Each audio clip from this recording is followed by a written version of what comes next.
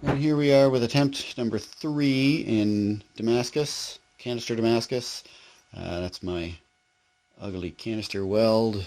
I've got the bottom on already. I'll be going to be putting liquid paper in here very shortly, and then we're going to move on. I had one piece. I have it right here. Actually, it forged out fairly well. I was able to grind it really well. It actually turned out better than I expected. However, at some point in the heat treat, you can see as the light hits that, there is a lovely little crack right there. It looks like it goes all the way through the blade. As you can see, I believe that's it right there. So I'm going to have to try again. This piece is for a special order. We'll see how it turns out this time. I haven't decided what I'm going to do with that one yet. However, once I get the liquid paper in, it all dries up. I'm going to go through my little scrap pieces here. These are all kinds of 01, 1084 and Damascus, and this is pretty much the same in there with little steel chunks, bits, grinding, or not grinding from the saw anyway, and my Damascus powder itself is over there behind all of that stuff.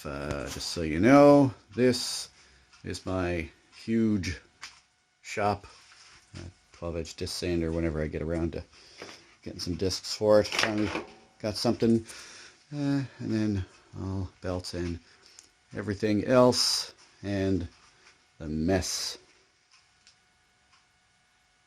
Whatever, I work with it. Alright, I'll get back. So we have non-trademarked correction fluid. I make sure that it's in there. I fill it all full. You see it at the bottom there. It's rolling its way. We get some light inside there. Not working. It's filling up all the spots down on the bottom there.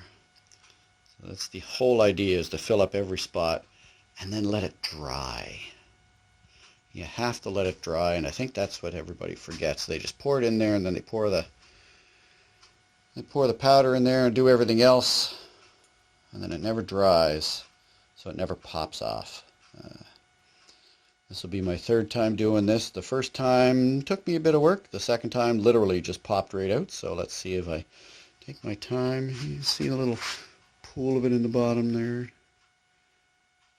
Slowly making its way down. That's all it is just continually soaking its way through, filling it up, covering all the spots. And I'm going to finish off this, and I'll come back when I'm ready to weld or ready to put some more stuff in. So the canister is about dry. This is it's all saw marks, little bits of wood and stuff. It's all high carbon saw grind bits. I clean it out every now and then to make sure that that's all that's in there. These are the pieces that'll be going in here. These pieces, although they're big enough, a lot of them have edges that can't be cleaned up properly right now, or they were previously forged and I haven't done anything with them yet, or they got a whole pile of slag on them where they were laser cut. This leftovers, probably a bunch of that's 01, there's, I think that's 01 as well, and so is that. The rest is little bits of 1084. I know I got 1084 in here as well, and the powder itself is 1095. There's the rest of the powder. I know that that is not going to show up as much of a difference. However, with all of this being in here, as the pattern twists around, they will show up as distortions in whatever Damascus pattern there is. So what you got to do is make sure that that is dry. You can't do anything if it's wet. You don't want any. So if you've already welded your bottom, like I've welded the bottom here and I weld the sides, if this is done, you got to let your canister cool down. Because if you don't, as soon as you start pouring this liquid paper in here, it heats up too fast and it actually becomes a carbon block on there, and that will stick to your billet as it goes through. If you let this cool down, it doesn't have to be cold, but you know, you got to be able to touch it, and then pour your liquid paper in there. You can see way at the very bottom that it's still a little damp, so I'm going to let that sit a little bit longer before I pour any powder in there, because that'll just soak right in through, and I'll have a chunk at the bottom of my billet. Sure, it's not a big deal, but I don't know what that's going to do as I go through. So it's still got a little bit more to dry, and then I'm going to go, and yeah, my GoPro's half dead, so the powder I usually put in here. It makes it easier to scoop it out of there, put it in here, and then I can pour it a direct pour, so I don't have to worry about it, and then I tap it as I go through. So a couple more minutes, although it won't seem like that to you. So after some Facebook Scrabble and a little judicious application of a heat gun along the bottom, I was able to dry up all the rest of it. I see I got a little bit of flakes here at the top, but I'm not going to worry about that too much because my top piece is going to sit flush right in there, so that'll actually cut right through that, and it'll probably go away just by the weld. So I started off with a couple of longer pieces just so that I can actually have them as a base. I'm going to drop this one in here. I might wait until a bit because it's just got to go in on an angle. Looks like it's going to fit right in there, but I'll fill up a little bit more powder and we'll start dropping the pieces in there. Just remember that every time you put powder in, you gotta tap it down. If you don't tap it down, then it doesn't pack, and then that's when you get bigger voids and you compress your stuff when it's little warps and stuff. I'll be back in a bit.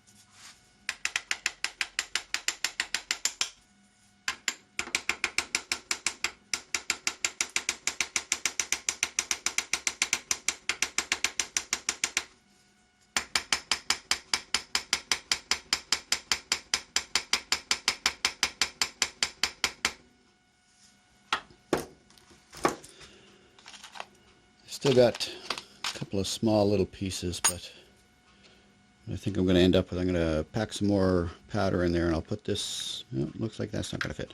I'm just going to pack the powder in there and then cap it off, and that should be it. I've got tiny pieces in here, but honestly this is going to be the end of the billet anyway, so it'll probably be up through the tang. I'll be able to see how that goes after it's all done up. So a few more bits of powder and some tapping, and we'll get back when we're getting to welding.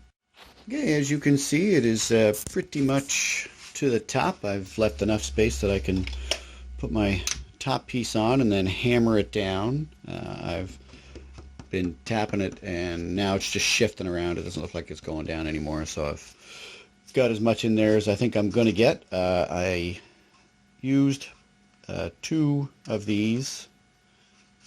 They were probably 3/4, little over 3/4 full both times, and I just make sure that it's packed full. I use these, you know, because I could use a spoon and then it goes all over the place, and you know, this is not forged in fire. That's why it's taken me about an hour to set this canister up, and why I don't have powder all over the place, and I save every little bit because this stuff's hard to find around here, and I want to make sure that this actually works. So by taking my time, making sure that the welds are set, that my liquid paper is dry before I put anything in, that I tap all the powder down, I should get a good billet out of this, because I can't waste this all the time. It's not going to be huge. I mean, you saw the size of the knife I could get out of that, so we'll work with that. I'm going to put this on. I'm going to set up my GoPro, and got 1% battery on it. Who knows what I'll get on it. I'll tap that down. Let's wipe that off before I weld it. I'll be back. Okay, it's set up the weld here. I just wanted to show you, like, we saw how much was in there, but putting this top on and hammering it down to compress this even more before I go anywhere, some of that powder will come out. I'm not going to worry about that. That'll just help me with the welds, but you make sure that this is pounded in here, inside, not on the outside, inside. That allows you to compress everything straight down even more, and it gives you more pressure on there. And there we go, beautiful thing, all welded up. Okay, not beautiful, but it's welded. Somewhere in here, I'm not exactly sure where, about half a welding rod. Anyways, I've never said I was a good welder. I taught myself how to stick weld. That's what you get. You know, when the stick ends up sticking oh, hey, there it is. Yeah, it's all the way over here. So they end up sticking, and of course you give a pull and they go flying, and that's where that one went, in between those two. Anyways, that's where that went. Good. I'm glad it was there and not somewhere down there. So one of the things they do say is when you weld your caps on, you want to leave a pinhole gap in there. That allows pinhole, not leave a hole, a pinhole. Really, you shouldn't even be able to see it unless you're tapping it. This is, you know, when they see them throw the canisters in the forge and there's sparks flying out over their shoulder, you don't want that. A little bit of spark is okay. That gets rid of any of the excess oxygen in there, and by the time anything happens, the little bits of powder in there will have welded that hole shut, so everything will be all done. I don't normally worry about that. I weld up my bottom piece, hold it up to the light, weld up any other lights that I can see, and then I put my top cap on. I'm not saying I don't worry about it because I'm that good a welder. As you can see, I am not. And that's why I don't worry about it, because I'm sure that somewhere in all of those welds there is a pinhole gap in there. This may or may not hold up to the first contact with the enemy. We'll see. Usually it knocks off. I've used this one 3 times now on various billets. I've got another one out by the forge. Falls off. You just leave it there. And we'll see what happens. I'm not going to throw this in the forge right away. I'll probably get this video up before I get everything into the forge. Who knows? We'll see.